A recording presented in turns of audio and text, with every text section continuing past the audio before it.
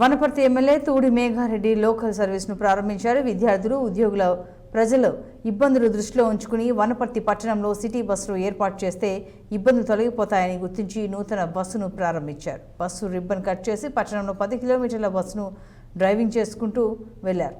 MLA driving చేస్తున్నారన్న విషయం ఒక్క నిమిషంలో పట్టణం మొత్తంలో హాట్ టాపిక్గా మారిపోయింది. దీంతో డ్రైవింగ్ చేసే ఎమ్మెల్యేలను చూసేందుకు పట్టణ వాసులు, ప్రజలు తండోపతండాలుగా బయలుదేరారు. ప్రజలతో మమేకమై ప్రజల కష్టాలు తెలిసిన వ్యక్తి వనపర్తి ఎమ్మెల్యేగా రావడం వనపర్తి నియోజకవర్గానికి శుభ సూచకమని వారు ఎమ్మెల్యేని అభినందించారు.